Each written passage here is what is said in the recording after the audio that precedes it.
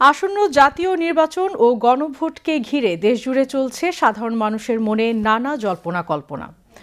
ভোটের মাধ্যমে সরকার গঠনের পাশাপাশি রাষ্ট্রের গুরুত্বপূর্ণ সিদ্ধান্তে জনগণের সরাসরি মতামত জানানোর সুযোগ দেয় গণভোট।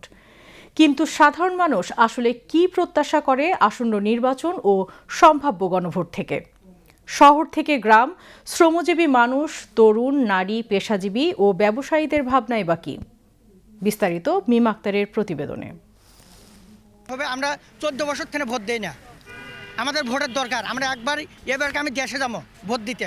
ভোট এটি শুধু একটি অধিকার নয়, বরং রাষ্ট্র পরিচালনায় অংশগ্রহণের সবচেয়ে শক্তিশালী মাধ্যম। জাতীয় নির্বাচন কিংবা গণভোট দুটো ক্ষেত্রেই মানুষ চায় তার মতামতের প্রতিফলন হোক রাষ্ট্রের সিদ্ধান্তে। কঠোর পরিশ্রমে জীবিকা নির্বাহ করা শ্রমজীবী মানুষের প্রত্যাশা খুবই স্পষ্ট। তাদের দাবি নির্বাচন হোক শান্তিপূর্ণ, সুষ্ঠু ও নিরপেক্ষ। ভোট দিয়ে যেন তারা এমন নেতৃত্ব বেছে নিতে পারে যারা কর্মসংস্থান, ন্যায্য মজুরি ও জীবনযাত্রার ব্যয় কমানোর দিকে নজর দেবে। সরকার এমন দরকার যে মানুষজন যেন রিস্ক মুক্তভাবে রাস্তায় বেরোতে পারে, জানি জীবনটা নিয়ে সুন্দরভাবে মার্কলটা বেরোইয়া আবার যেন মার্কলে ফিরতে পারে, এরকম একজন লোক দরকার। স্বৈরাচার সরকার যখন ছিল তখন আমরা এই গাড়ি নিয়ে এই জায়গায় আসতে পারতাম না। এই জায়গায় আসলে আমাদের 1300 টাকা জরিমানা দিতে হতো। এখন দেখা গেছে অন্তর্বর্তী সরকারিকালীন আমরা মোটামুটি চলতেছি সারা ঢাকা শহরেই। আমাদের এরকম একটা সুযোগ সুবিধা দিলে দেখা গেছে আমাদের জন্য একটু ভালোই হয়। নারী ভোটারদের ভাবনায় রয়েছে নিরাপত্তা, শিক্ষা ও সম অধিকার। তারা চান নির্বাচিত প্রতিনিধিরা নারীর ক্ষমতায়ন, কর্মসংস্থান ও সহিংসতা প্রতিরোধে কার্যকর ভূমিকা রাখুক। আমরা এবার ভালো সরকার চাই, যাতে জনগণ ভালো থাকে, ভালো হয়, এইটাই আমরা চাই। আর ভোট যে জুটো মতন হইতে পারবে তারই আমরা ভোটটা দেব।